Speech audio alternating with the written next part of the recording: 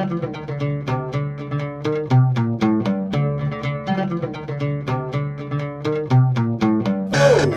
welcome to the Sci-Fi Christian for a video that I am quite excited about.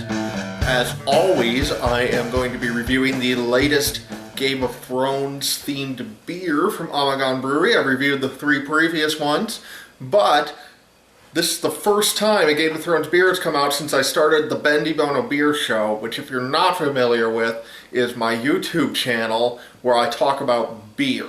Hence the name, the Bono Beer Show. So we're going to have a very special crossover event tonight with the Bono Beer Show. Now you might be asking yourself, Ben, aren't you the host of the Bono Beer Show? And the answer is yes. So we are crossing over. I'm crossing over with myself. I'm going to be a guest on my own show. Okay? So that's probably confusing. That's okay. It's just going to be me talking about beer at the end of the day.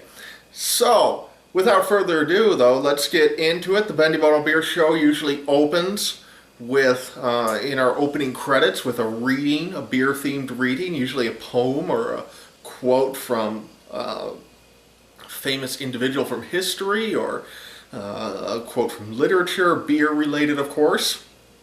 So we will go right into that. And then we will kick off this very special crossover event. Here we go.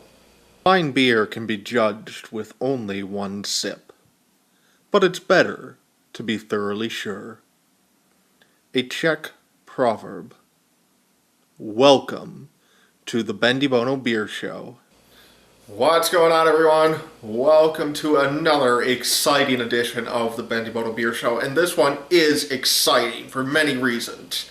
So, I'd like to first welcome all the viewers from the Sci-Fi Christian to the Bono Beer Show. This is a crossover event between both my shows. The Sci-Fi Christian, where I talk about all sci-fi related things, and the Bono Beer Show, where I talk about all beer related things, and those two worlds collide tonight with the release of Ommegang Brewery's latest Game of Thrones themed beer, Valar Morghulis.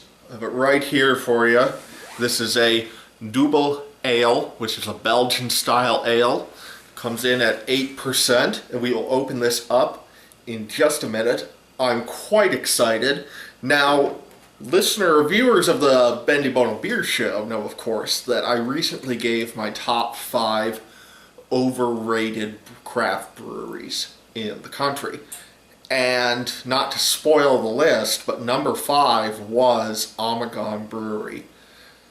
Yeah, I actually think these guys are kind of overrated, and unfortunately I have to say that their previous track record with the Game of Thrones beers has a lot to do with that assessment. They have yet to have a Game of Thrones beer that has blown me away. So let's do a quick review. So their first one that they came out with was their Iron Throne Blonde Ale. Now, if you go back and watch my Sci-Fi Christian video of this, I gave it a very positive review. But I also have to say, I did not have the most discerning palate back then. The Bono beer palate was still very much being developed. Hold that up for everyone. And so I'm hesitant to say that this was an amazing beer. It's a blonde ale, which is usually not that great of a style. So I remember liking it, but I really take that with a grain of salt. Next up is probably their best one that they've done. Their Take the Black Stout. Take their Black Stout. Take the Black Stout. This came out a year ago. And this one was pretty good, you know. But like I've talked about on the Bono Beer Show, I'm not really a stout guy, so it also didn't blow me away. And like I talked about on the overrated brewery episode, one of the things Ommegang does is mix in a lot of spices and everything, and you see right here that this is brewed with stuff like licorice root and star anise, whatever the heck that is. I have to watch my language since this is a Sci-Fi Christian crossover. We don't generally swear on those.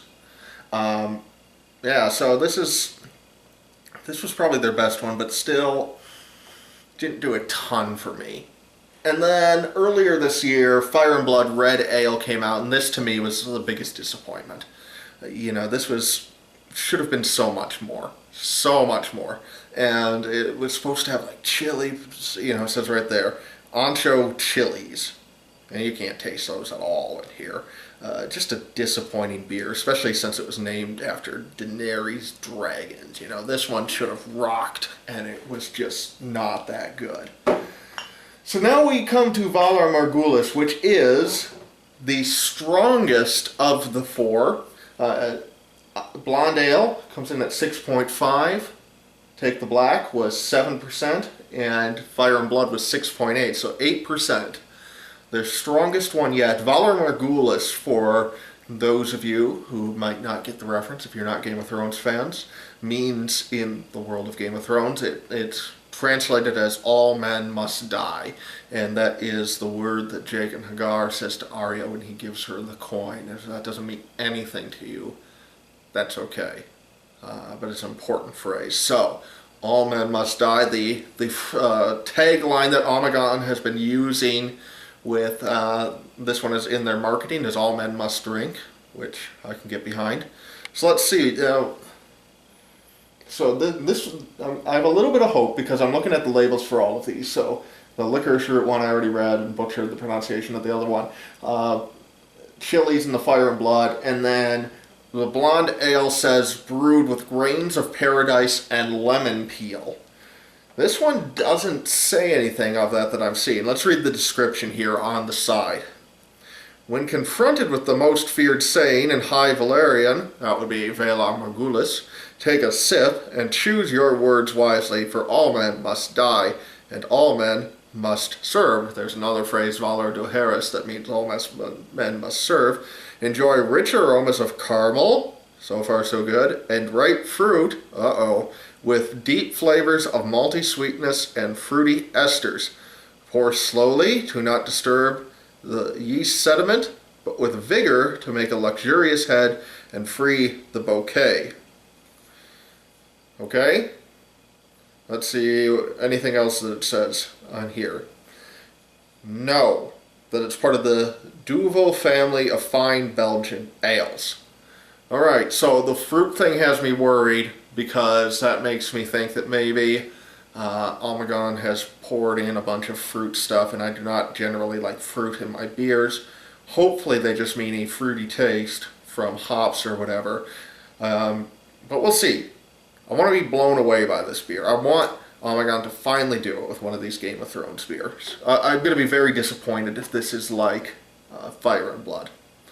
Alright, so let's go ahead. And without further ado, and just to be clear, as you probably picked up on, I have not had one of these. I literally picked this up about 4 hours ago. And so I have not drunk a single bottle of this yet. I have one other bottle that I picked up, and if I like it, I'll probably go try and find some more. So, there we go, a nice satisfying pop. I do kind of like corked beers, you know. So pour slowly is what they say. I got my House Baratheon pint glass here, which if you don't know what that means, once again, you don't watch Game of Thrones. Vigorously to have a nice head. Okay. Alright. Get that head on there just like they said.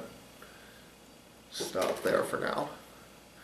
Alright, so let's take a look at this guy. That's about the color I expected it to be. You probably can't see very well. Very red.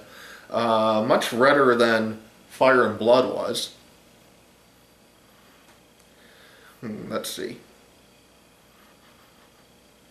Not a strong aroma coming off of it.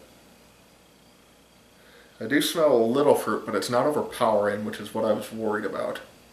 So, okay, so let's go for that first taste.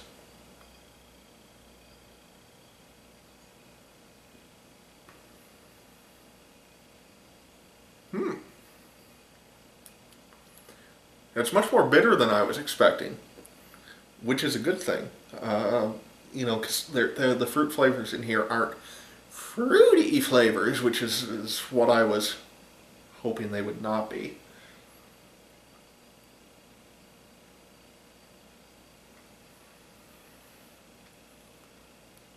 You know, not bad. Not bad. Initial impressions, anyway, are that I am more impressed with this than I am with Fire and Blood for sure. I don't know if it's better than Take the Black. I probably will like it better than Take the Black, just again because I'm not a huge stout guy. But initial impressions are not bad. At the same time, I don't feel blown away by this. Now granted, I just had 2 drinks, so we'll see. But, it's definitely not a holy crap, this beer is amazing. It's good enough. Yeah, it's good enough where I might try and find another bottle or 2 that I can keep around until season 5. I still have a few bottles of Fire and Blood, actually, because I picked up a lot of those. And so I still have a few bottles of those in my fridge, and pull one of those out. I don't like that beer enough to just kind of sit and drink it, but it's a fun one to have when we're doing the Game of Thrones videos over at Sci-Fi Christian. And this one would probably be about the same. I mean, this is tough because I don't want to be like the fanboy who just seeks stuff out just because it says Game of Thrones. I mean, sci-fi fans have been exploited that way for so long, Buy this piece of crap because it says Frodo on it, I can't stand that attitude, so I don't want to be that. But, at the same time, it is a good beer.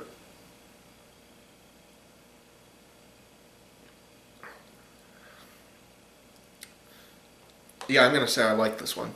I like it. I'm not blown away by it. It isn't one that I will be sad when it's gone. Life will go on. It's like when I was doing the beer camp thing, drinking through that 12-pack. There was some in there I was pretty pissed off about. Those were one-off brews.